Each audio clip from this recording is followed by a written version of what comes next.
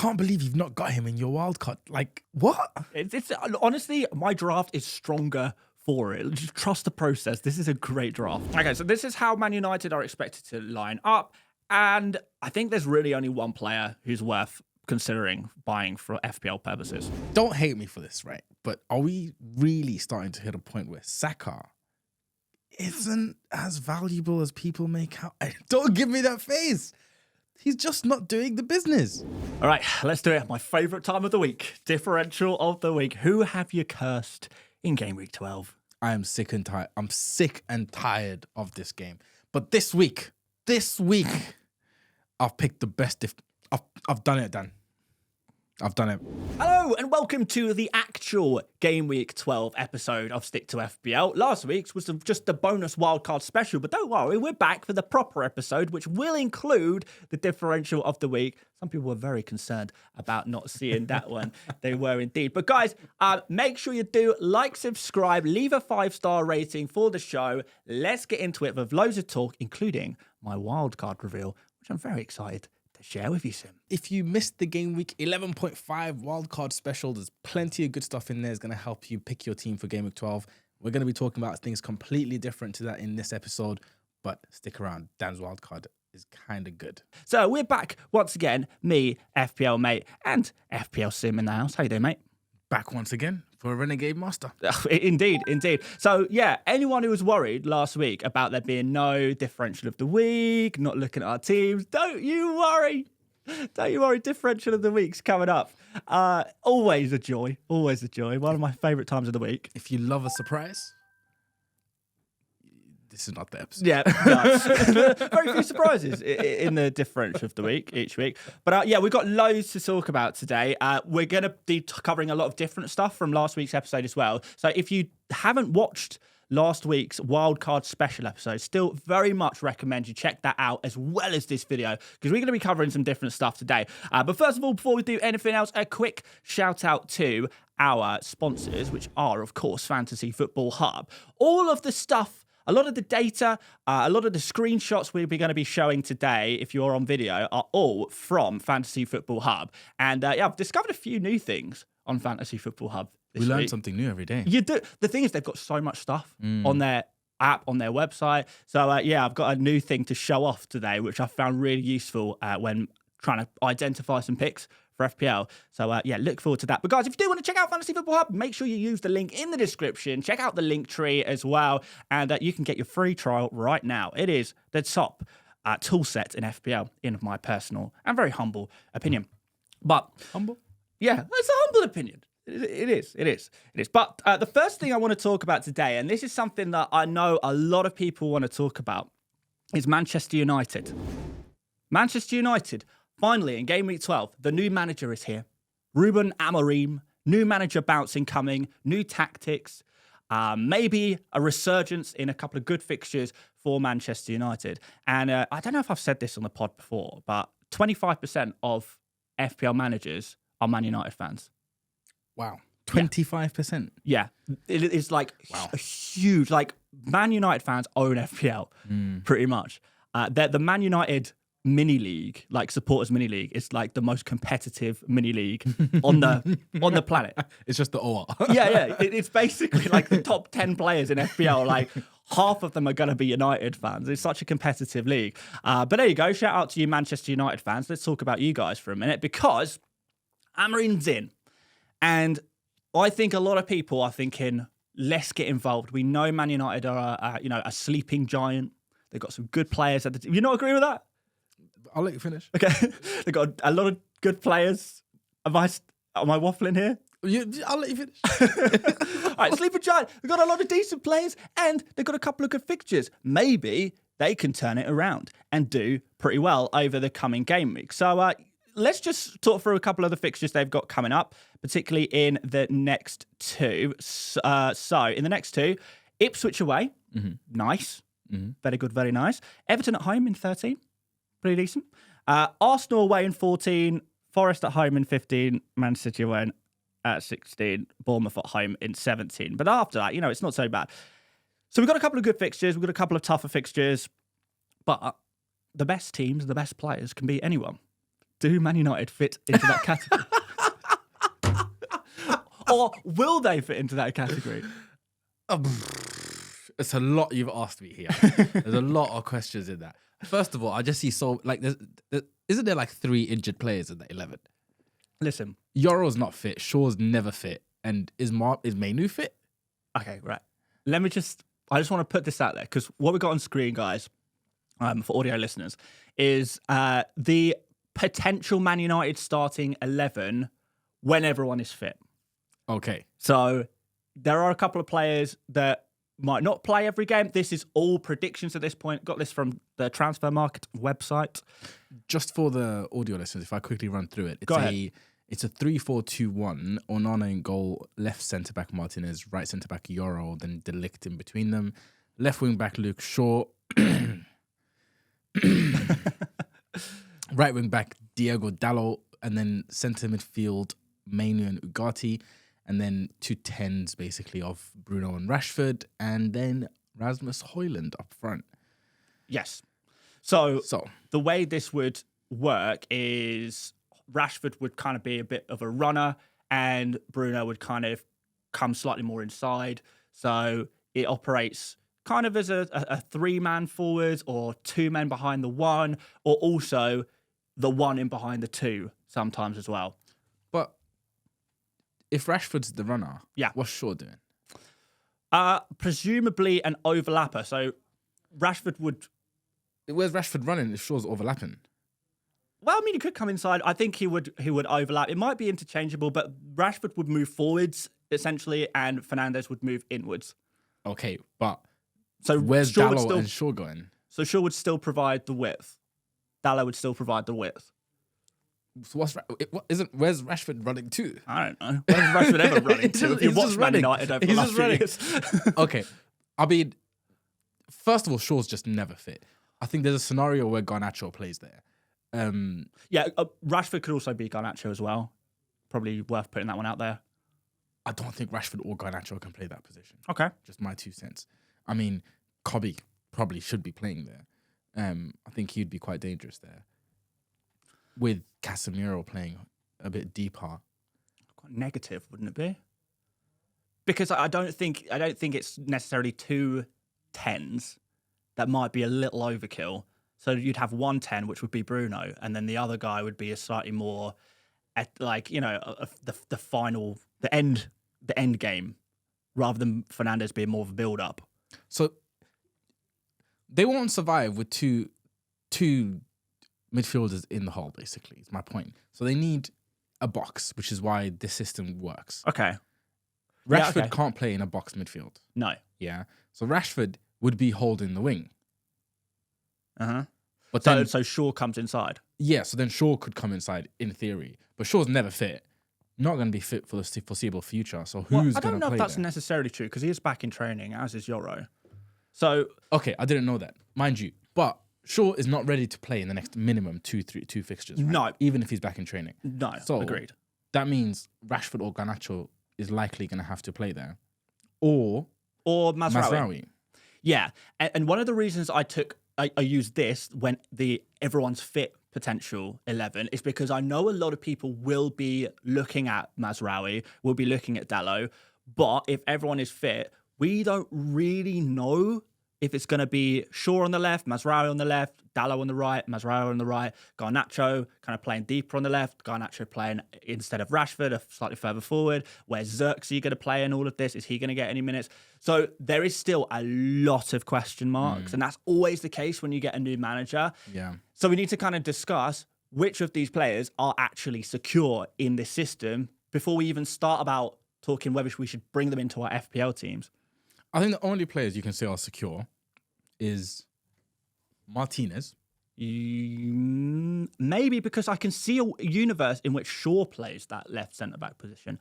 But I think Martinez is kind of built for it. He is. Left-footed more defender, likely Martinez. Aggressive, stable, can hold. I don't know.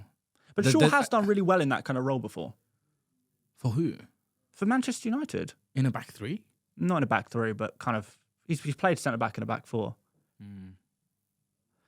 When there was no other solution. Yeah. But like what I'm saying is he I think he's capable of playing that position well. I guess if there's a debate there, then Martinez is not secure. This is what I'm saying. So then, Even if you're 90%. Delict obviously isn't secure because Maguire can play there. Euro, I don't know. I think Delict is one of the more secure players. I'm not having that. Delict is more secure in his position than Martinez is in his. All right, fine. We'll say they're both secure then. Okay, I can live with that too. Euro, in theory, could be secure. I don't see a Maguire playing there. Some crazy world Martinez does, some crazy world Dalot does, but I don't know. Euro just seems young, and I don't know, fitness being an issue. I'd be surprised if he just started walking in playing 90 minutes in a challenging position. But there we go. Dalot, very secure. Is that true though? If Shaw's playing, and I would say that Mazraoui's had the far superior season to Dalot so far this season. So I don't know if that's true. Ugarte? Yeah, but like we're not talking about Ugarte, Manu, Casemiro for serious FPL options, are we? Bruno? Secure, 100%. Yeah. We know Rashford's not going to be secure. Rashford's not, no. Haaland? I think he was another one of the more secure players there as well. What do you think? Out of him and Xerxes, realistically. Yeah. He's probably more secure than some of the other 50-50s, but I'd be interested to see. I mean, we are assuming that Haaland's a better striker than Xerxes. Yeah. Based on very little, right? Mm-hmm.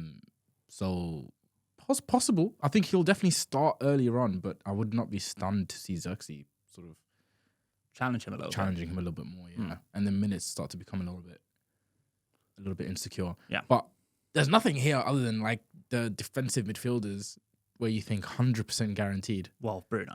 Well, the question is... and Bruno. The question is whether Bruno actually plays in a slightly deeper role. I think that's highly unlikely he plays in the deeper role. I think he's built for this role in this system, to be perfectly frank, and I think he'll thrive in it, which is why I love Bruno as a pick so much right now. Yeah. There's a small chance. It's scary because, like, my team played a box for a very long time. If you're having a free player, you need a lot of structure around it. They have no other player to play that position that Rashford's in right now, where it's the second 10. Yeah. There's no player that can do it. Other than Kobe. Garnacho can't do it. He's young enough and malleable enough that I think he can learn the position. His skill set is not that. He's not a player who's technical, who can work under close control. He's not a player who's like knows how to find a pass. He's not a player like that. He's a wide player and a very good wide player. Just be careful about disrespecting the Man United star boy, because as we mentioned, 25% of people listening right now are probably Man United fans. Well, 25% of the people listening are about to hear the truth. But that's my obviously personal opinion, but I just don't see Garnacho being able to play that position. I don't see Rashford being able to play that position either, by the way. Well, someone's got to. And they're just going to have to do it. Yeah. Genuinely, I think Kobe is the person who's the player who's best suited to play it. He's shown his skill set for that kind of position. Well, fair play on the early shout on Manu, but I mean, we're not going to pick him in FPL. We're just not. Well, not now. No. So I think the conclusion here really is that Bruno, from an FPL perspective, I think you're good to go for him now. Absolutely fine to go for him now. Small amount of risk, but not really any more than you'd see with any other player in the world of football.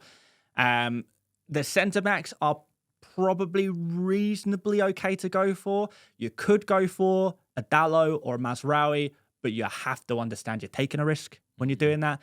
And Haaland, we are going to cover the mid-price forwards shortly, very, very shortly, in fact. So we'll come back to Haaland. But in general, are you picking Man United players right now? If you are, for me, it's Bruno is the only player I'd be confident picking. If you want to take a risk, go for Dalot or Mazraoui. You could go for a centre-back. And we are actually going to cover Delict a little bit later on as well, for a centre-back to pick up. I don't know. Is there anything else in there? Are we just saying Bruno or nothing?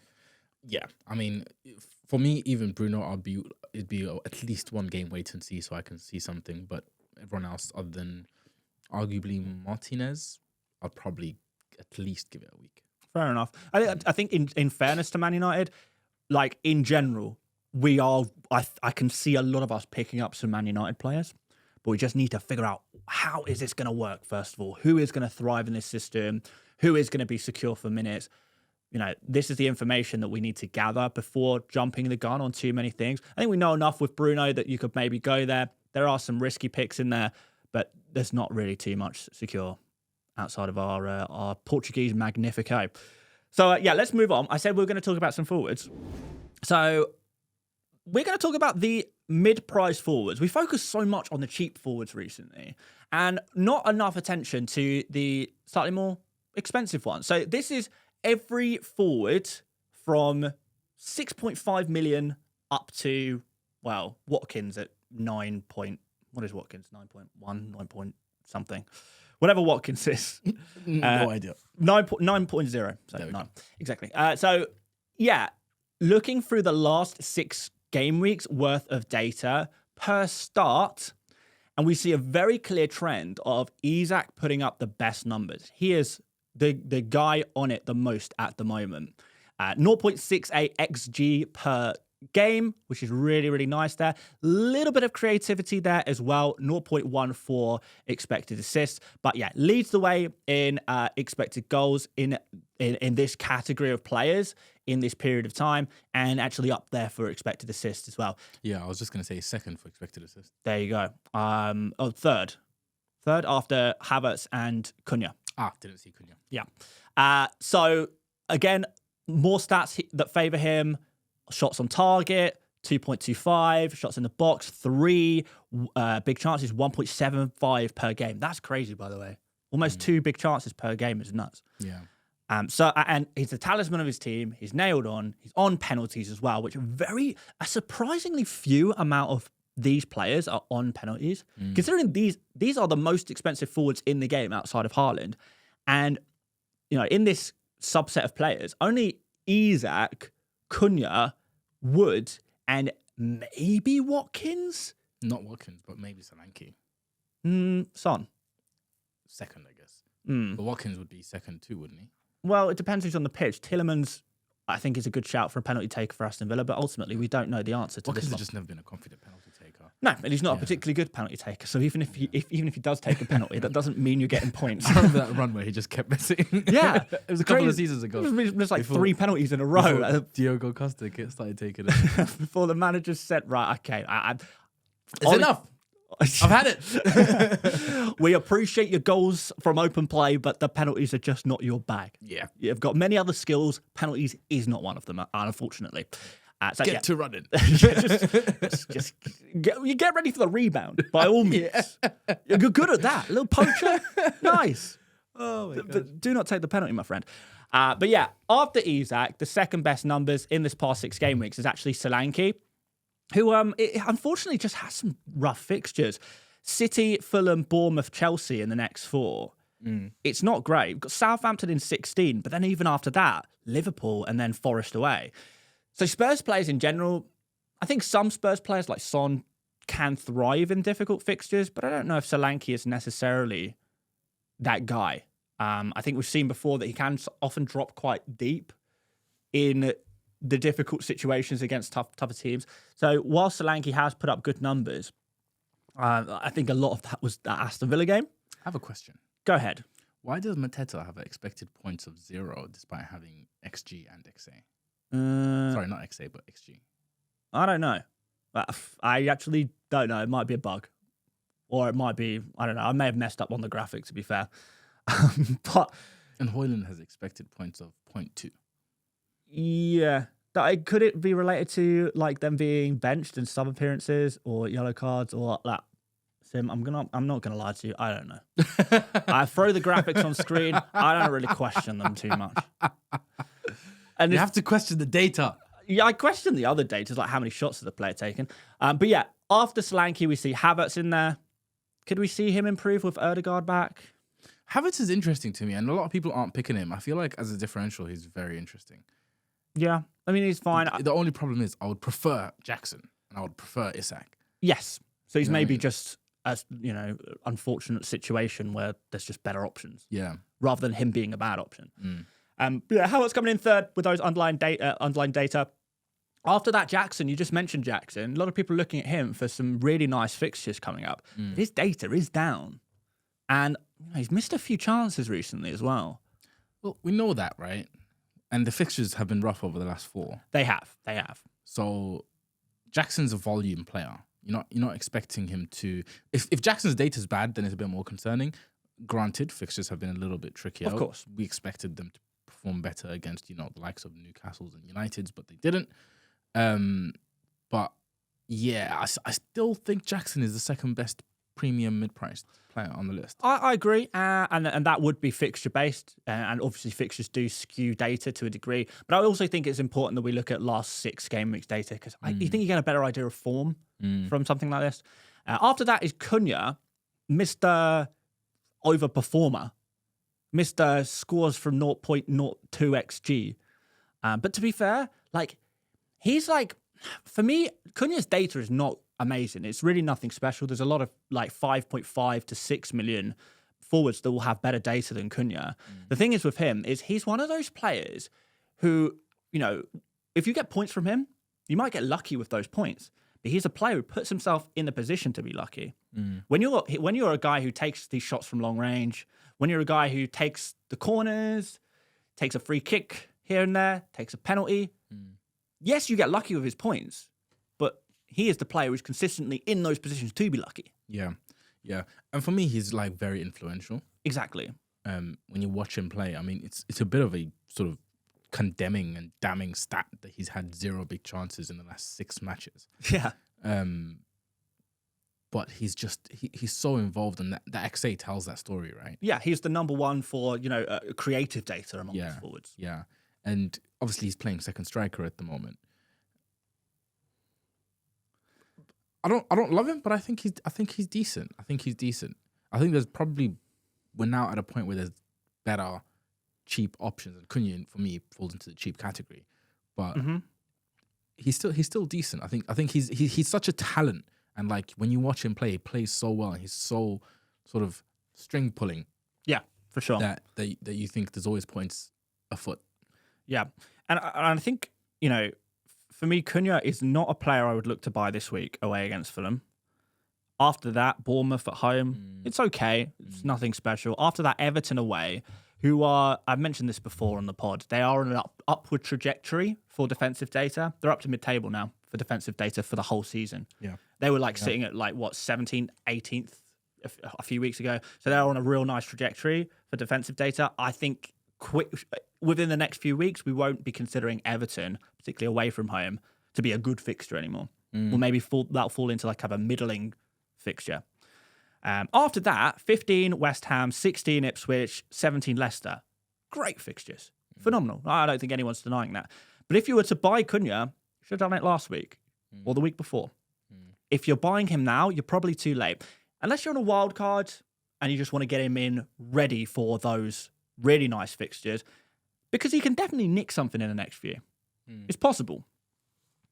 Yeah, I mean, I'm nowhere near calling him a bad pick at the moment. I think he's still a good pick. He's just not a great pick now. Right, this very game week. Yeah. Next week, he'll be slightly better because we would have had Fulham out the way.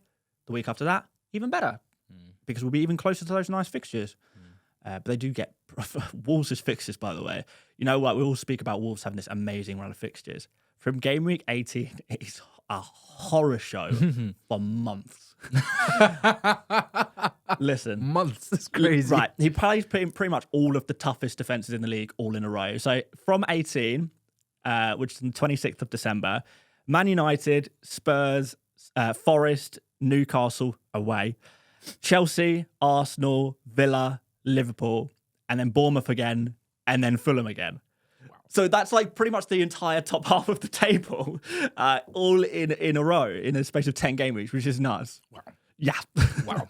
So, if you are buying Wolves put in a place to sell them at that point. Yeah. A lot of 8 Norris going bye-bye at that point. He's going to drop down to 4.2 million in price of the max exodus of Ait Nouri. And that's when he'll start scoring again. Yeah, probably.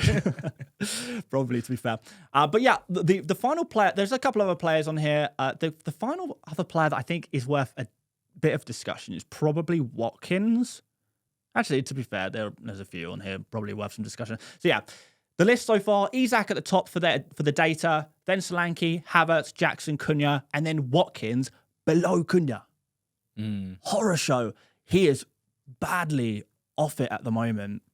Yeah. Even with the fixtures turning, I don't think you go there. Yeah, his creativity's taken a hit, right? And this was something that was being flagged at the start of the season. Yeah. His creativity, like he had 5 XA last season, the whole season. Yeah, and he got picked 18 assists. 18. 18 assists from 4.02 XA last season. 18. Yeah. Wow. So that was never sustainable. Yeah, yeah. I mean, I see it now. Was in disagreement with it at the start of the season, but I see it now. Yeah, it's just not looking. It's just really not looking good at the moment over there, and he's expensive. Yeah, 9 million, one attacking return in 5 game weeks, which was a goal against Fulham, and his minutes are seemingly less secure than ever. Yeah, subbed at 64 minutes against Liverpool. Like Duran is breathing down his neck because Duran is a fantastic forward, and if Watkins is out of form, Duran is going to be demanding some minutes there. Yeah, and it will happen, particularly with some of the midweek games coming up. It will happen. So Watkins, for the price you pay, yes, the fixtures are turning good, but fixtures without form is like, I don't know. You're pretty good with analogies. What's fixture without form like? fixtures without form is like a water slide without water. Hey, I like that. That's very good. It sounds very fun, but you get on there, But you're gonna get burnt. you're going to get a burnt bum. Yeah. So there you go. That's Ollie Watkins for you. A burnt bum. If you want a burnt bum, get yourself an Ollie Watkins. It's a fire sale right now. But yeah, no, I think with the data down and Isak with his rising to prominence, Jackson, even in a rough run of fixtures, is still outperforming Jackson. And Jackson's fixtures are just as good, if not better, than Watkins as well. Isn't Rodgers outperforming Watkins right now? Hell yeah. Yeah. So it's a bit crazy over there. Yeah. Other players on this list, Wood, bad fixtures, Arsenal up next. You ain't going to buy Wood in Game Week 12. Let's be real. Yeah, no. 13 The question is, Ipswich, do you sell I don't think so. With Ipswich in 13, I don't think you do. City and Arsenal in the next 3? Yeah, but Arsenal and Ipswich in the next 2. Sell them after 13. Sell them in 14. There's a certain Alexander who's available and has a great fixture coming up. Alexander Isak. Yes. If you can afford to bridge the gap, then yeah, I feel it. But it would only probably be for Isak or Jackson. I don't think I would downgrade Wood. I wouldn't do like a Wood to Raul Jimenez or something, or a Wood to João Pedro. I just ride out this week and take the Ipswich one. Mateta's on there. I don't think this is worth talking about. And Haaland, bottom for data. Well, I mean, has he been playing? Has Haaland been playing? Yes, I mean, he's been playing. He's got expected points of 0.2 in the last 6 weeks. Yeah, I don't know why it says that. And he's achieved 3 points. So he must not be playing. He is playing. He's not playing very well. He's got 3 points in the last 6 game weeks. No, he's got 3.13 average points per game week. My because per start, right? Yeah, no, my brain did a little bit of a poo-poo there. So he's been playing over the last couple of weeks? Yeah, and he's been averaging 3 points per game week.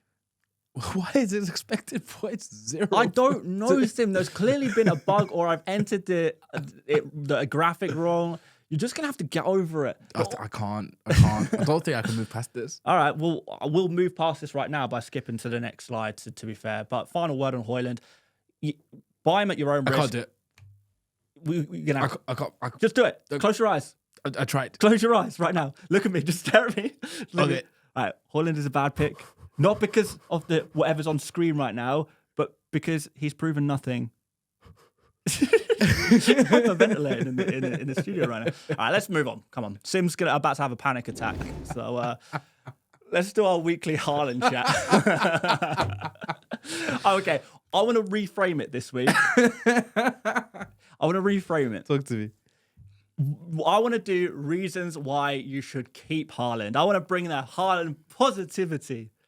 The good vibes, the Haaland good vibes are in here.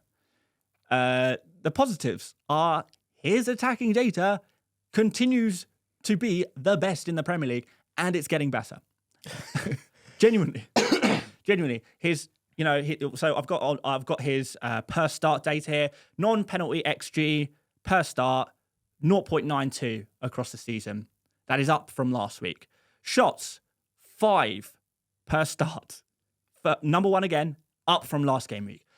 In the box, up from last game week, 4.5 first. Big chances, 1.7 per game first. By the way, Isak has matched that in the last 6 though. So, just putting that out there. Interesting. But he's yeah, even beaten it, isn't it? 1.75 that Isak had. Or something like that, wasn't it? But yeah, regardless, throughout the season, Haaland is still number 1 for data. Even if you just go for the past 6 game weeks, he's still like number 1. He is just non-stop chances. He is putting up better data than Salah, Palmer, Saka, whoever you want to say. He is doing better than them all. And if it wasn't for Haaland's price, you know, if you have an unlimited budget in FPL, Haaland is still the best pick in FPL, in my opinion. Yeah. Also, he just scored a hat-trick against Kazakhstan for Norway. Yeah, Kazakhstan. Yeah, Spurs. They don't play Kazakhstan every week. They're about to play Spurs. Yeah, but how many Borats the Spurs have in their team? About 11. 11 Borats. Yeah. Well, they'll probably be playing 2 Borats in central defence if Romero's picked up a new injury by the looks of things. Van der Ven might not be back. It's going to be a couple of Yakshemashers as Haaland runs through. I can imagine. But I think that is definitely a big point in Haaland's favour, is that he is about to face a Spurs side at home that could possibly be missing 2 of their key players. Yeah. You know, Spurs not exactly known as a good defence. Yeah. Missing their 2 best defenders, 2 of their best players. I would say Van der Ven and Romero are genuinely 2 of the top players at the Spurs team. It's gonna be difficult for Spurs. City haven't won the last 4? Yeah, that's the inverse of that. Spurs are like the Man City specialists. They really are. They're Spurs the have anti-City. already beat them in this 4-game run. So what are we saying? We're saying that Haaland is... Right, come on. We've got to be positive about Haaland. Remember? Okay. We were doing Haaland positivity. We have to be honest about Haaland. You're right. There is a lot of positivity to be had. It's Haaland. He is the arguably best player in the league, right? Data-wise, he has the best data. Yep. We know he can score the goals. He can score for Norway. Yep. So that's not sort of in doubt. Good fixture coming up. I know Spurs on paper doesn't sound good, but this is a good fixture for him. For him, yes. In this situation, this is good. Yes. Inversely, he's got Liverpool and Forest after that. Yeah, that's the future. That's tomorrow FPL's problem. At the same time, this week, 2 other premiums are playing very good fixtures. Yeah. So if you're keeping him, you're not going to captain him. We are going to come to this, by the way. Are we? Yeah. Okay. Yeah. So there's a lot for it, but there's a lot against it. Like, he's becoming more and more differential, and having Haaland actually improving your rank is interesting. But De Bruyne as well. De Bruyne is back. Still too. hasn't started. Back too. I suspect he starts Spurs. Yeah, I think so. But and that could be good as well. De Bruyne is typically good in those big games. I think he's a big game player, unlike some, Chelsea midfielders that won't be mentioned. How many Champions League finals has De Bruyne scored in? Don't know. 0. How many? What, Champions League or European Championships? He's never been. Actually, he has been in a European Championship final, hasn't he? I have no idea, but Parma has scored in one apparently, as I keep being reminded. No, I don't think he's been to a final. But Champions League, no, that was a dig. He kept getting injured. So, anyway, Haaland, decent. Probably could be sold, though. How mad is that we just said, Haaland, decent. I mean, he's fine. He's all right. This is where we're at. It's just, I don't know. Right now, with the way Salah's performing, it's hard to keep Salah. It's hard to keep Haaland if you need him to get Salah, you know what I'm saying? Yeah, I mean, I think if you don't have Salah and you can easily spread the funds, doing a Haaland to Isak. Yeah. And I don't know what kind of midfielders people have right now. Like, someone to Salah. And Burmo's. Just selling Burmo? Probably not. To Salah. Is that enough of an upgrade? Madison, Diaz. Yeah, if you got someone like that who you're more comfortable letting go, then for sure, make that move even for a hit. Yeah. But I don't think you have to sell Haaland. For a hit. I would do it for a hit. I would sell Haaland down to Isak. I think Isak has a chance to match Haaland over the next few weeks. And I think Salah should outscore, in theory, certain midfielders. Yeah. They don't sell a good midfielder. They don't sell a Palmer. One of these weeks, Haaland's just really going to shut us all up, isn't he? Of course he is. Yeah. It's going to happen. Bad form doesn't last forever. You know, the best players in the history of football, everyone has a barren spell occasionally. Haaland's just so happens to be now. Doesn't mean this is permanent. But he has been a little bit off it. City in general have been off it. These are facts. No matter how good the data is, if City aren't performing, if Haaland is snatching at chances because the team in general is not going as well and the confidence for the team is not quite there, then we have to add that as a kind of asterisk on the data, if you like. But I think the key is if you can spread the Haaland money well, you can do better for value for money than Haaland right now. Of course, yeah. Here's an interesting discussion on captaincy. So Haaland and Salah, I think we did mention this a couple of weeks ago, but I've got here Gameweek 12 to 19 captains, and we did mention this in a previous episode, I'm sure. But Haaland and Salah basically have their captainable game weeks in the same weeks. So in 12, Haaland is captainable against Spurs, and Salah is captainable against Southampton. So if you don't have Haaland, that's fine. You've still got to have just as good captain option, if not better, in Salah against Southampton. The game week after, they play each other. You're probably not going to captain either of them. After that, game week 14, Haaland plays Forest, Salah plays Newcastle away. You could captain them maybe, but these aren't prime captaincy weeks for either of them. The next week, Haaland against Palace, Salah against Everton. 2 captainable game weeks, both of them at the same time. 16 and 17, Haaland plays Man United and Villa. Salah plays Fulham and Spurs. Yeah, could captain them, but there is no big winner in either of these weeks. And then in 18 and 19, Haaland plays Everton and Leicester, and Salah plays Leicester and West Ham. You could pick either. So the moments in which you would captain Haaland are the same moments in which you would captain Salah. Salah covers Haaland for captaincy entirely. For every week you might captain them. Yeah. It's interesting. Some of your colouring is precarious, but yeah, it's okay. So people watching on video, the colouring basically is the green means it's a captainable game. Grey means you could do maybe, and if it's black, it means you're probably not going to play. You're probably not going to captain the player on that game week. And it varies per player. The better the player is, the more I think leeway you give them for the tougher fixtures. So, for example, you've got Everton away as a green. Yeah. But Forest at home as a grey. Yeah. Forest are the goats, the defensive goats of the Premier League. At home.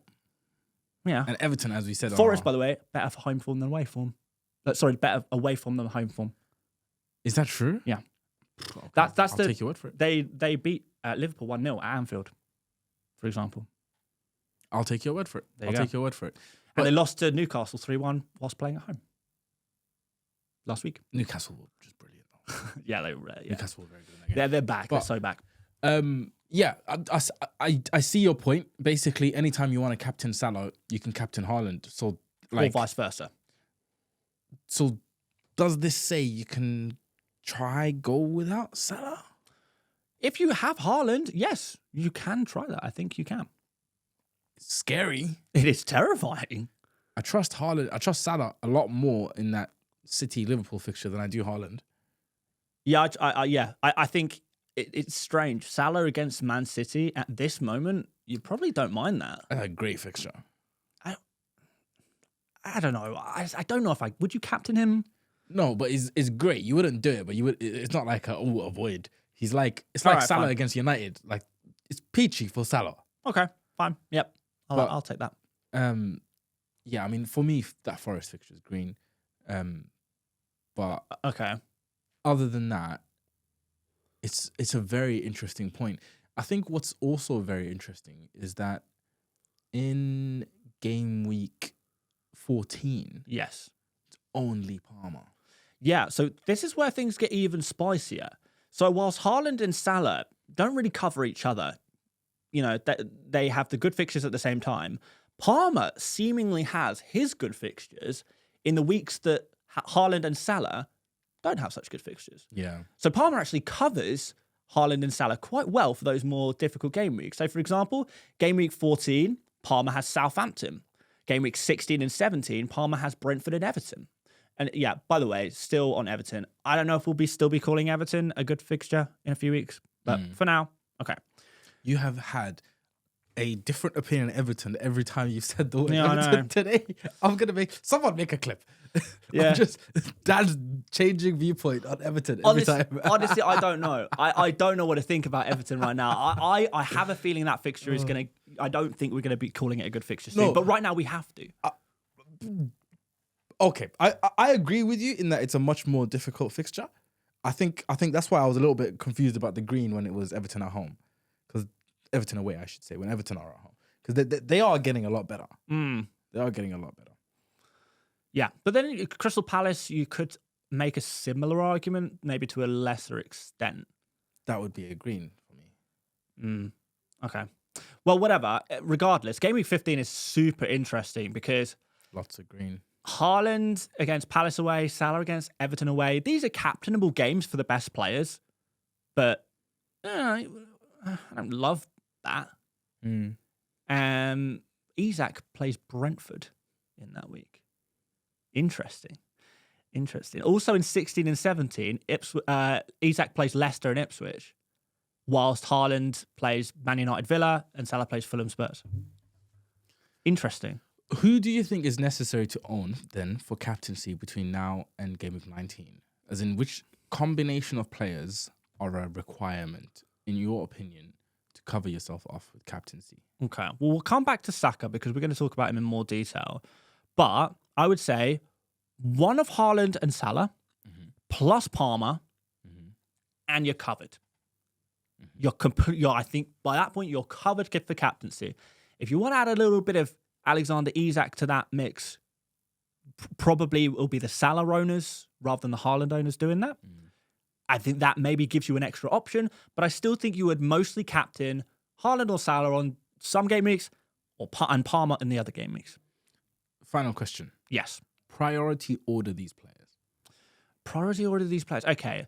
I would say that Palmer is number one, only because Haaland and Salah can be a bit interchangeable. But I would put Salah in second, Haaland in third, and then Isak, and then Saka fifth.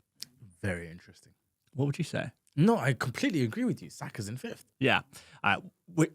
Just hold that thought, because I quickly do want to just have a look at Saka. Is he captainable? Has Saka ever really been captainable? He's got some good fixtures coming up, but they're really from 16 onwards. The 1 week where you could maybe captain Saka in the immediate term really is game week 13, where he plays West Ham.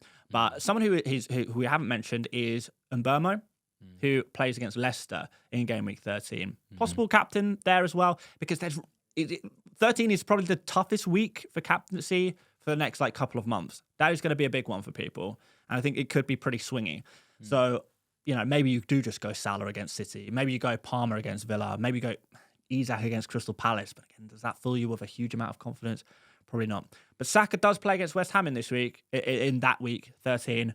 But is Saka essential? Sim, do you want to lead this one? Because you mentioned to me earlier on WhatsApp, this is something you wanted to talk about.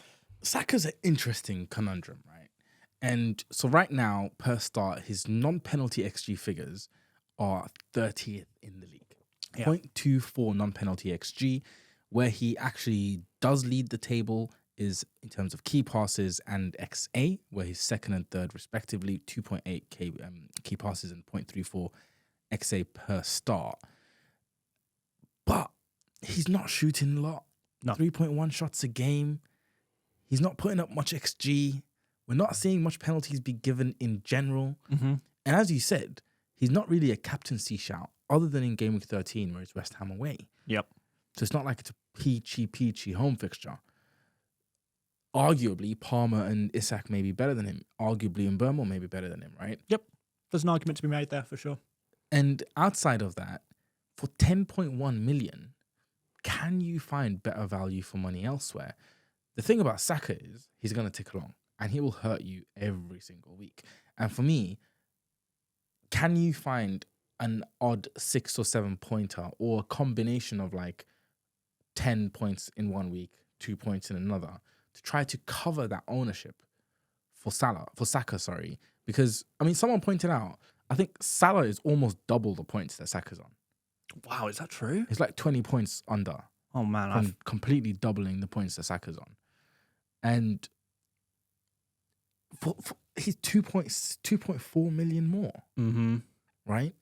So someone out there with Haaland and Saka sat in their team thinking, what the hell am I supposed to do about this Salah guy? Is selling Saka the option rather than selling Haaland? Oh, so if you already have Saka, you think selling Saka to pick up a Salah? Yeah. Or to pick up a Palmer. Yeah. Right? Or, let's get crazy for a minute, to go back to Haaland. Okay. Right? Yeah. But it's interesting. Like, I think a Semenyo, a Rodgers, an Mbeumo, arguably a Bruno can do the same amount of damage that Saka can, I reckon, over this next 6. Yeah, I don't completely disagree with you. I think particularly with the fixtures, so Gameweek 12, Forest, 13 is West Ham, but away, followed by Man United and Fulham away. And then even after that in 16, it's Everton. And like I keep saying, I cannot decide whether that's a good or bad fixture. Some people have spoken about, this is a nice run for Saka. His fixtures have finally turned. Have they? Is this a good run of fixtures? After that, by the way, it does get a lot better. A lot better. But next 5, is this an essential run of fixtures for a 10.1 million midfielder? Yeah. It's okay. Particularly when you have other premium players in your team. Yeah. I wonder how necessary this is. Like Erdegaard, could he be a similar points getting option? Or could Erdegaard improve Saka by, providing that creativity and taking some of the creative burden away from Saka so he can be more direct? Because as you can see, Saka's creative data is genuinely elite this season. By the way, 0.34 expected assists per start this season, which is the of all players in the Premier League, that is 3rd best. Do you reckon you could tell me the 2 players above him? I'll give you a clue. They both play for big six sides per start. And I'm not including all of the players who have played 3 or 4 games. So forget De Bruyne, forget Foden. Okay. Bruno? Nope. Damn, he's putting up better creativity than Bruno. Yeah. 0.34. So who's more creative than Bukayo Saka? Yeah. From a top 6 team in the Premier League. I'll give you a clue. One plays for Spurs, the other plays for City. James Maddison. Yeah, Maddison is one of them. Another one plays for City. Yeah. Yeah, this one is slightly more surprising, but his creative data is genuinely really good per start. He started 7 games this season for reference. So it's not nothing. Savinho. Uh-huh. Wow. Yeah. Wow. Savinho's putting up 0.3 something. 0.37 expected assists per game. Wow. 2.43 key passes per game. Yeah. Savinho's creative data is really good. Wow. But he's just not guaranteed minutes, particularly over this busy Christmas period. Is he fit? Right now he's fit, yeah. Oh, I thought he was out injured. He did have a little scare, but he's going to be fine. So yeah, Saka has got really good creative data, but what we want goals really. Yeah. We want goals. That's what brings the big points for those midfielders. Yeah. It's 30th for non-penalty XG is crazy. It's not high at all. Yeah. It's really not for that price. It's low. Yeah, but well, in context of the fact he is the 4th most expensive player in the game. If he was 15th more expensive player in the game, it'd be low. Yeah, for sure. But it's still better than Chris Wood, for example, who has scored regularly this season. So just to throw that into context a little. Yeah, there's 29 players with more. Yeah, it's a lot of players, isn't it? A lot of players. Yeah, I think if you're not on Wildcard, I think Saka's fine to go for because you can do a lot of restructuring, and there's so many cheap options that finding the money to get an expensive player and paying that premium for Saka, it's no big deal if you've got a wild card. But he's not, for me, like, I kind of agree with you. He's a non-essential pick for non-wild carders. I don't think you have to get him if you don't want to. Yeah, I think you could have fun with it. And the good thing about Saka is, about to get burnt off this probably next game week. But the good thing about Saka is he tends not to be explosive, and you're most of the time you're gonna get hit with a 6-10 pointer. Yeah, and you could probably live with that. Yeah, Saka is not a player who you are fearful of not owning. He's not like a Palmer or a Haaland. I know people are probably not fearful of not owning Haaland at the moment, but Haaland's got a 20-pointer in him. Palmer's got a 20-pointer in him. Salah's got the same. Saka, worst case scenario, is usually, he's got 9 points. He's got 10 points. So what? That's not season-ending damage against you. Yeah. And we've seen so many cheap over the short term, anyway. Yeah, for sure. Yeah. And we've seen so many cheap players do that every week. Well, not every week, but Rodgers and Semenyo and Smith Rowe, far cheaper players who are seemingly almost as capable of getting those similar scores to Saka. Not with the same consistency, of course, but I don't know. Penalties, fixtures slightly improving, Ødegaard back. There is potential for Saka to go off. And I still like him as a pick generally. But I think for most people, you're probably going to have bigger problems to address.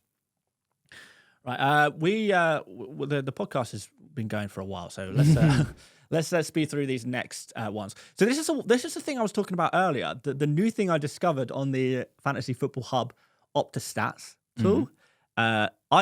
This is my favorite tool, by the way, on the entirety of Hub is the Opta Stats, because I just love my stats. And I found in one of their categories, you can order players by expected attacking related points.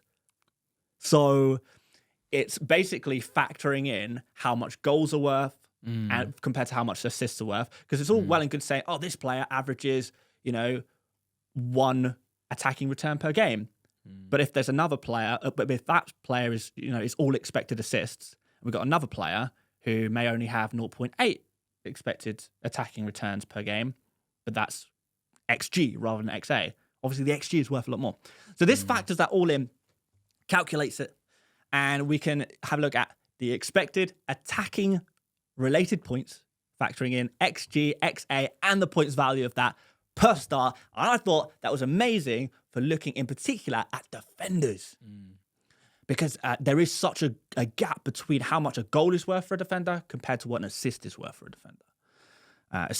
Goals are so much more powerful. So I think it's important to have a look here. And I've got, across the season, expected attacking points per start for defenders, and I've ordered them best. All these are the best ones. So at the top, no particular surprise to see Trent Alexander-Arnold here. Although, to be fair, maybe some people are surprised by that, because he hasn't got that many attacking returns. What is it, 1 assist all season? Yeah. So maybe that is surprising, but yeah, he is still. But he's injured, so... BPS machine, though. Yeah, really good for BPS as well. And to be fair, if a player is particularly creative, they do generally generate bonus points quite easily. Second is Collins, because he's a XG machine so far this season, apparently. So, good for him. Same with Milenkovic at Forest. I thought I said Mikalenko. I was so confused. No. I couldn't see clearly. I saw an M and a KO at the end. I was like, is that Mikalenko? What is this? Yeah, nah. Okay, Milenkovic. Because you have Mikalenko, don't you? I do. So you are probably pretty hyped up right now. Oh, no, I was just You're confused. getting gassed. I was like, I know. Where are my points? I know that's not my Mikalenko. Then we got Davis, Munoz, and then Gabriel, Aït-Nouri. We're looking at some more familiar faces here. We expect to see Emerson, then De Ligt, then Lucadine. By the way, did you see France versus Italy? No. The other day? 2 assists for Dean. Oh, wow. And he kind of scored a free kick, but it bounced off Vicario and went in. So I think it kind of counted as an own goal. But it's a minimum fantasy assist. I think in FPL there's a chance that would have been given as a Digne goal. So that would have been 3 returns. He's keeping Theo Hernandez out the team for France. Wow. It's crazy. Wow. Who's playing up front for France right now? Is it Giroud? I don't know. I was on Dina watch, mate. I thought you watched the game. No. I only watched the highlights. Okay. Yeah, man, I can't watch all of these international games. There's so many of them. But yeah, I only watched the highlights. But yeah, and I've read a lot about Dina recently as well. He is, according to him, he's feeling like the best he's felt in his career. Like he's playing the football of his career. What are the fixtures coming up? Because that's an interesting one. Because I'm looking for a defender. Oh yeah. Oh well. Honestly, the Dina propaganda continues because he has Crystal Palace next, then Chelsea away, then Brentford at home, which is nice for those attacking returns, then Southampton at home, Forest away, which I think is fine for a defender, then the tricky City and Newcastle, followed by Brighton, Leicester, Everton. I think there's some good fixtures in there. Yeah, that is very interesting. Yeah, but this is what I wanted to point out. He is one of the top players. Set piece taker for Villa. He's one of the top attacking defenders. Is he nailed for Villa though? This is the question. Yeah, because Maatsen has been playing the midweek Champions League games, but Dina, I think, I don't want to say objectively, but he has been one of Villa's, if not Villa's best player this season. Yeah, I guess my problem with it is Villa don't keep clean sheets. No, but their defensive data is good. And I don't want to talk about defensive data too much because I think it seems like we've done it so many times and it seems like it only takes us so far anyway, which is why I want to focus on the attack. But yet, Villa's defensive data is good. The fixtures are good. Dina is creative, set piece taker, takes on shots, all of the positives, other than the minutes maybe come into question in a busier fixture period. I think he makes a really nice rotation option whereby you maybe play him in the weekend games. If a midweek fixture comes in, you play, if you've got a Lewis Hall or someone on your bench, you play him instead. I would not have Dina without cover. Yeah. Huge potential to go wrong. If it goes wrong, you don't want to be wasting the transfer on him. Make sure you've got cover. Yeah. But just going through the final few players on this, Pedro Porro, Harwood Bellis, Romero, and Gvardiol. That low, yeah. Yeah. What do you call it? It's not even on the screen. Nope. A few players not on the screen who maybe have done well. Aina, for example. I know a lot of people hyped up about him. He was never good for attacking data, though. Yeah, he's always been terrible, but, people see actual attacking returns. I mean, he scored 2 goals this season. Wait. 1. 2 goals? No, 1, yeah. Yeah. And it was a screamer. Yeah. Oh, yeah. That was in against West Ham. Gameweek 10. Yeah. And people see that because it's recent. Yeah. 15-pointer. People say, Aina, he's the Donny. He's the guy. But yeah. One other thing I would maybe filter out from these players is like the players who are just play for these terrible defenses. Because you at least want a chance of a clean sheet. Like Collins. Like Collins, yes. Respectfully. Like Davis, like Munoz, like Emerson. Gabriel. To be fair, Gabriel, get out of here. You maybe throw Aït-Nouri into that conversation, but I'm not prepared to take the heat. you would, though. Why is that heat? Aït-Nouri is playing for a very poor defense. Fixtures you got to put into consideration as well, which would eliminate players like Mikalenko, but maybe boost the likes of Aït-Nouri. And it kind of leaves you with, well, Trent's injured, so not him. It leaves you with kind of Gabriel, maybe Aït-Nouri, if we're looking at fixtures, De Ligt, Dina, and that's pretty much it for those top tier attacking defenders. Yeah. And I think they're all great picks. I want to see your wild card. Oh, mate, it's coming. But first of all, before we do that, we've got to do differential of the week, my friend. I tried to skip. Come on, we're running out of time, man. Okay, right. We're running out of time. Fine, we can go over this We're running quickly. out of time. Everyone already knows what happened. Game week 11, Sim chose Strand Larsen. A lot of people brought in Strand Larsen who were very disappointed that you picked him as your differential of the week. Guys, wait until you see his differential this week.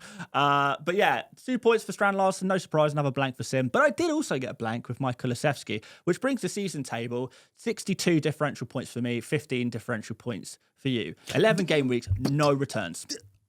Let go of my doll. What? They're putting the pin in my doll and they're cursing me. I see. It's a thingy doll. Juju, black magic. Yeah. This is how this has never happened in the history of time. What, you pick 11 straight stinker differentials in a row? I have picked some great differentials. Yeah, to be fair, you have picked some good ones. You just cursed them. Like, weirdly, like often you'll pick a differential and then they'll return the week after as well. I want to do like a table of the points for the players that we've chosen respectively. Right, if you offset it by a week or just over the course of the entire season. Over the course of the entire season. Well, we're not going to. I wonder what that would look like. That's not the game. So let's do mine. I know no one cares about mine. Everyone's just wondering who Simmer's cursed this week. But for me, you're going to hate me. De Bruyne is only 3.9% selected, so I have chosen him as my differential of the week. Yeah, that's not too bad. That's not too bad. No? No. I'm allowed that one? Yeah. All right, fine. 3.9 selected, Spurs at home. Love him as a big game player. Let's see what he can do. Think he... Did he take this picture like after a 10-hour training session? Yeah, maybe. He is bright red. Yeah. I think De Bruyne is prone to getting red. No, but when he's like shattered, Yeah. when he needs to be substituted. They took him. It's like they took him off the pitch at 85 minutes and said, "Let's take your official Premier League." Yeah, do it straight away. Yeah. It's crazy with De Bruyne. Like, you can turn on a Man City game at the 85th minute, and you can tell how long De Bruyne has been on the pitch by the color of his face. Exactly. Exactly. Right, let's do yours. Who have you cursed this week, Sim? Evan Nilsson, coming off the back of about 5 returns in a row. Shall I actually verify? Like, I think it's like 3 game weeks in a row. I think it's minimum 4. 4, yeah. He's got 5 returns in 6. There we go. Only blanked once in the last 6 games. 6 game weeks. Crazy. Yeah. So it's about to become 2 and 7. Wow. Evan Nilsson has been smashing it and nobody's talking about it. He's well cheap. 5.9 million. Is he better than what's his name? Not Cunha, but Raul Jimenez now, given that he's in his price point. Fixtures are brilliant. I think as an option, this is something to consider. Probably data isn't great because he never comes up in any of our conversations. His data's not that bad, to be fair. But this is an interesting pick. And he's been getting the points. So he's my differential for game week 12. Yeah, Brighton at home, 1.6% selected. I love it. I love it as a differential of the week, but that kind of means nothing. How much I love it is not going to impact the fact that he's blanking this week. Probably going to get a yellow card or a 59th minute substitute or an injury. Just how 5.9 59th minute sub. It's going to happen. Yeah. Yep. You got to hope he moves up to 6 million by deadline. Yeah. But anyway, there's your differentials of the week and the cursed player of the week. We should just change it to curse of the week at this point. Okay, right. Let's do your team first, Sim, before I reveal my wildcard team. So, damn, at 1.4 million, I thought I was higher. All right, so in goal, I've got Raya, and I've got in defense Rico Lewis, Mikolenko, and Ait Nouri. In midfield, I've got Mo Salah, who does not have the armband, Cole Palmer, who does have the armband, Bukayo Saka, Morgan Rogers, and Brian Mbeumo. And then up front, I've got Raul Jimenez, Cunha, who I don't know his first name. You keep saying it's Matthias. Mateus Cunha, that's right. Matthias. And then on the bench, I've got Fabianski, Wood. Yeah, I assumed you would bench Wood. Am I wrong? I'll tell you in a second. Okay. Wood, Trent Alexander-Arnold, and Okoli. So, with my 2 free transfers, I am currently planning on shocking my team a little bit by doing Trent and Wood out.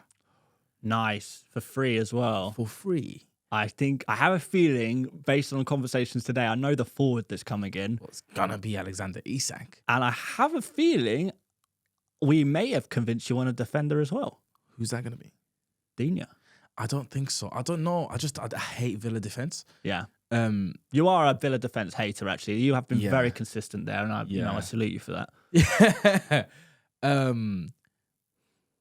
I don't know, but like Dina's interesting. I really wanted Reece James, but then he didn't start. And then I've been speaking to some Chelsea fans, and they've kind of sort of pushed me away from it as well. So I could be looking at Colwill now. Boring. I could be looking at Hall. Interesting. But I just sold him on Wildcard. Oh, rip. And finally, I could be looking at Dina. But other than that, I can't really see any options. Not much out there. Yeah. And I want to pull the money out of the position. Yeah. I don't want to go for I could go for a Gabriel, but that don't seem very fun to me. But that's where I am at the moment. Yeah, I think it's a solid plan. If I do that, it means I'll have to bench someone like a Cunha or a Rodgers. Mm-hmm. Probably be Cunha. Yep. I would also have to bench Rico Lewis, but that's not that much of a problem. And then finally, I'm going to be captaining Cole Palmer instead of Mr. Salah this week against Southampton. What are the thoughts behind that one? My thoughts behind it are I've been nailing captaincy for a few weeks now. Yeah? Not just captaincy, but differential captaincy. Oh, yeah, you captained Cunha last week, right? Cunha, the week before I captained someone, I can't remember. But I've been kind of smashing it. Yeah, fairs. And I've got a really good feeling about Cole Palmer against Leicester. I've got a really bad feeling about Mo Salah against Southampton. So you're saying we should trust you on captaincy, but just not on differentials? Oh, no, just don't trust me in general. Oh, okay, all right. Yeah. Fine. That's probably the safer way to do this. Yeah, okay, fine. But for me personally, I think I prefer Palmer this week. And the predicted points does not agree in the slightest. I think that's taking into account a potential injury there. Because there's no way he's 5.9 against Leicester and 7.7 against Villa. Yeah, predicted points for Palmer, Saka and Burmo are down whilst they're flagged. Yeah. So I think once that flag comes up, that'll pick up to closer to 7.7. I mean, if he's 7.7 against Villa, he must be 7.89 against Leicester. Home versus away does factor in a little bit there, but he should be reasonably high. I think it'll be about 7.2 predicted points if his flag is cleared, which fingers crossed it will be. Fair enough. It puts him relatively close to Salah. Yeah. Salah's been hauling like non-stop. Yeah, and And I don't know what they call it, Gambler's fallacy or whatever they call it, but you don't keep hauling. You just don't. Yeah, I mean... No player goes like 10 game weeks. Erling Haaland. Double digits. Kind of proved that, right? Even Haaland didn't do that, right? He kind of proved He did it for 6 and then couldn't do it anymore. So, I don't know. Look, gambling against Southampton for Salah, crazy, but I'm not gambling on something that's like bizarre. It's Cole Palmer against Leicester. I think it's a great shot. I think it's definitely an opportunity to bet against. I also think Haaland does better than Salah this week. Wow. So that's where my chips will fall. Interesting. Most likely. Yep. Like it. Right. Let's do my team, which is on a wild card right now. I am on a wild card. This is the only place I'm sharing my current draft, by the way.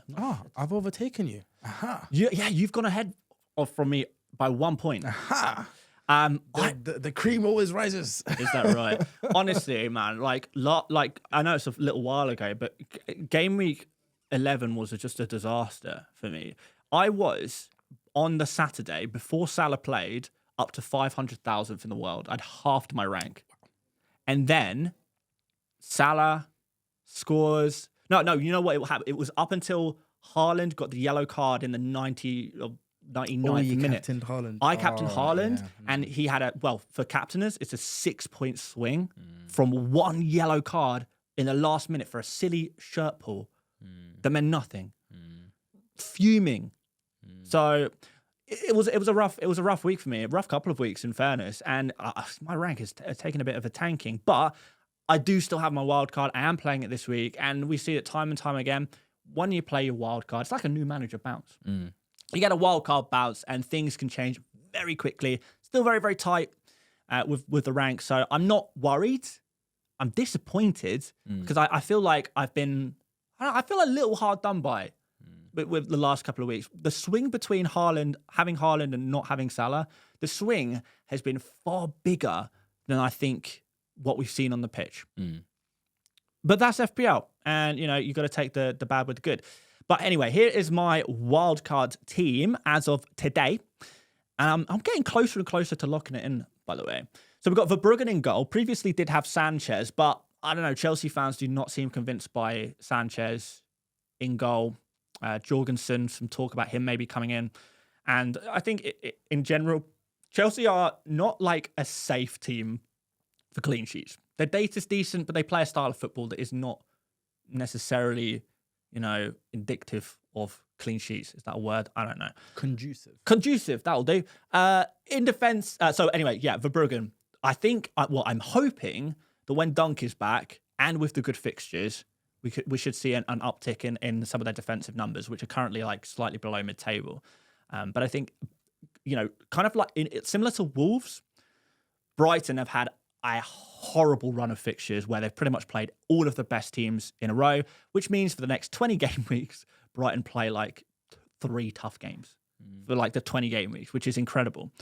And that will probably take me to my next wild card where I'll switch up the goalkeeper again. But I trust him. He's capable of making a lot of saves, and he does make a lot of saves. Yeah, Verbruggen's my guy right now. Gabriel in defence, like his attacking potential. I think these fixtures for Arsenal are better from a defensive point of view than an attacking point of view. And I do think Arsenal will bounce back defensively. We've got Digne, spoken about him already. But I have a lot of defensive cover on my bench for when Digne inevitably goes wrong. But I'm happy to collect some points in the short term and take that risk. Lewis Hall is another player against West Ham this week. Like the look of him a lot. Picked him up at 4.3, so a nice bargain as well. In midfield, Salah. Wait, just finish off your defenders for a second. Oh, do you want to go to the bench defenders? Mm-hmm. So my bench defenders are Kerkez and Ait-Nouri. And they make up... So Gabriel plays every week, and there's a 4-man rotation between Hall, Kerkez, and Ait-Nouri, which covers midweek fixtures for Digne, in case that goes wrong. And, each of them cover their bad fixtures as well. So we always have 2 defenders on the pitch with decent fixtures. Well, more importantly, 4 defenders from okay defenses outside of Ait-Nouri. Most of the defenses are, reasonably good, capable of clean sheets in the easier fixtures. A lot of them will be playing newly promoted teams each week because of the rotation, but they're all attacking defenders. Every single one of them has attacking threat, including Gabriel. So I'm going for the attacking defenders. I'm going for the big points. We're chasing those. We're looking for those hauls. We're looking for those 15 pointers, those 12 pointers, and they will come. You've got a haul. Why are you looking for him? Good point. He's down the hall. Right, Salah in midfield alongside Palmer, Saka, and Bruno Fernandes. No Mbermo for me. Interesting. Yeah, I'm going off Mbermo slowly but surely. I think he's playing wider. He is not as involved. I don't think it's a bad pick. But when the fixtures turn worse in a couple of weeks, I think a lot of people are going to be doing the same thing. I think because I'm on a wild card, let's just get in ahead of it. Fernandes and Mbermo, probably about the same for the next 2 game weeks. But, I have unlimited transfers. So it's I can take my pick there. If you're just using transfers alone, absolutely keep Mbermo. I'm not saying it's a sell. But I've gone for Bruno. Something a little different here. I think the rest of the midfielders are fairly self-explanatory. I will be captaining Salah. I've missed out on Salah captaincy hauls too many weeks in a row. I'm done. I'm not playing that game anymore. It is painful. Up to 500k this week, Sim. And then Salah turns up and just ends my week in 90 minutes of football. It's horrible, man. Yeah, no, that was brutal. I didn't have Salah captaincy either last week, so I was on a big green arrow after that Cunha double-digit return. So yeah, no. And it was such a dodgy goal, wasn't it? Yeah. Did you see the goal? A gift. The second one, yeah, a gift. Yeah, just classic Salah. Yeah, but I'm not playing that game anymore. Up from Isak, Cunha, João Pedro. Love Isak. João Pedro, I love at his price point. Sorry, not to interrupt, but Isak, you've got the vice on him. Very interesting. Yeah, I'm waiting for Palmer's fitness confirmation, basically. Well, Palmer's fine. Yeah, probably. He played last game. He's been off for 2 weeks. Why would Palmer not be fine? Yeah, probably fine. And when he is confirmed fine, he will get the vice captain. But Isak, I think, is also a very interesting captain shout. Yeah. But Salah and Palmer have the higher ceiling, though. Right? Yeah, probably. Okay, go on. But yeah, so João Pedro is very much in there as well. He is definitely going to be in my draft. We've got Cunha here as well. Like I said, if I wasn't on a wild card, I wouldn't be buying him right now. But I kind of just feel like let's just get him in. Yeah, let's just get him in and see what happens. It's odd. I to be fair, the end point here really is I don't really know who else I would go for. Could go for Enver Nilsson, but you've already cursed him. Could go for Raul Jimenez, but I don't think Raul Jimenez is particularly better than Cunha. Double up on Brighton. Could go for Welbeck, yep. Wissa I'm not keen on, so I prefer... in general, I do prefer... Even though I don't think Cunha is amazing, I do kind of prefer him to a lot of the other picks. But anyway, on the bench... So Cunha's kind of there just because I can't think of anyone else who I prefer. I can't get there. And on the bench, I do have Rodgers, so I'd probably play Rodgers ahead of Cunha for certain game weeks, maybe even this game week. Fabianski is my bench goalkeeper, and like I said, Rodgers coming in there is a little bit of cover for particularly Cunha and João Pedro. I think the other 5 attackers play every single game week. Well, maybe you could play Rodgers ahead of Fernandes in game week. What is it, 14, 15, when he plays Arsenal away, whenever that is. 14, Rodgers has a decent fixture there. So there are options, but this is my wild card, and I love it. I'm really happy with it. I like it. Interested by your Cunha pick. I thought you'd probably lean towards the Mbeumo thing we talked about. Yeah, I tried it, but it doesn't really work. How come?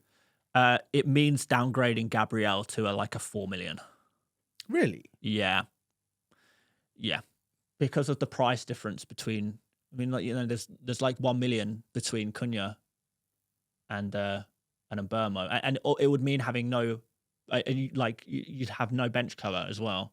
No, but you could go, if you go Mbeumo in, you could go for Evan Nilsson. You can go for no, because Evan Nilsson's more expensive than Rodgers, so it means you have to bridge an even bigger gap. You have 0.2, so you'd have to bridge 0.3. Well, plus the difference between Cunha and Mbeumo, which is... No. So that's including the difference between Cunha and Mbeumo. Yeah, but then the Rodgers to Evan Nilsson or whatever is another 0.5. Okay, the math is complicated. If it didn't work, it didn't work. It's not. It's basically like 1.5, so it means downgrading Gabriel to a cheapie. What's Mbeumo's price? 7.9. So Rodgers to Mbeumo is 1.5. 2.5. 2.5. Yeah. And then Cunha down, you only get back 1 million. So you got to find 1.5-ish, roughly. So it is a big downgrade on your defense, really. Yeah. You could lose Saka. I could, but I prefer Saka to Mbeumo. So I'd be, taking one step forward, another step back. Don't think it works. Yeah, fair enough. But that's my wild card. I'd love to hear some people's thoughts on it. Some people might say it's a little boring. I think in places, particularly in the attacking areas outside of Bruno, it probably is quite boring. But I think we probably underestimate how few people will be able to get to this attacking combination. But this, I think, is for a lot of people. Maybe Bruno and Mbeumo is maybe some debate there. But outside of that, this is probably the dream attack for a lot of people. Rodgers to Mbeumo, for example, and that's the dream. What was that, 8-man attack? Would you change anything about it? I mean, I have what? You're getting close to this, by the way. I'm very close to this, basically now. After your transfers, I've got Mbeumo over Bruno. I'll have Isak when I sell Wood. And you have Raul instead of João Pedro, right? Exactly. And that's the difference. Yeah. But you also wildcarded recently, so you were able to put yourself in a position to get to that dream attack. Yeah. So I think big things coming. Big things coming up soon.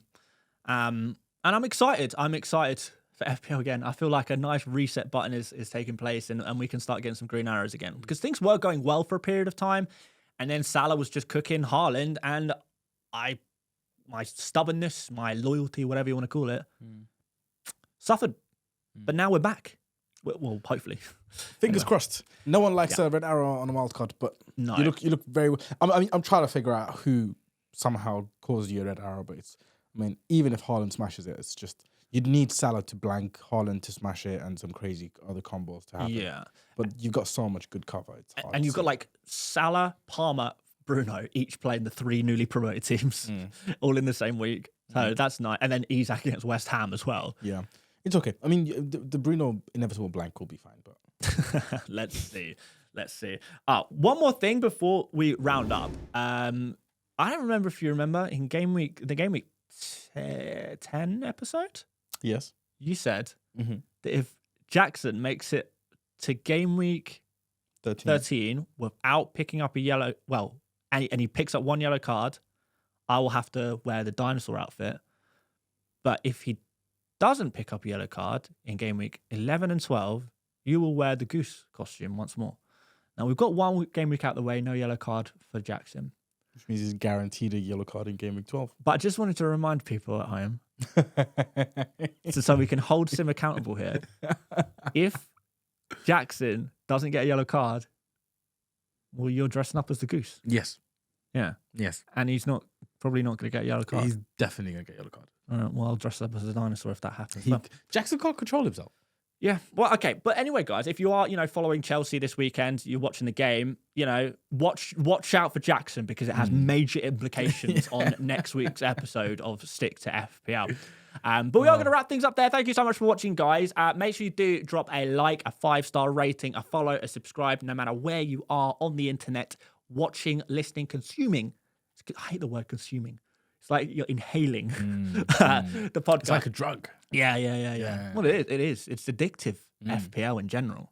And this show even more so because of its high quality, I would say. Maybe. No bias, obviously. Why would we be biased? Yeah, no, of course. But yeah, we appreciate you guys once again. And we'll once again give the final words to Sim, who I'm sure has something prepared for us this week. Don't do crack, kids. Do stick to FPL. Way! See you next week. Very good. Very good.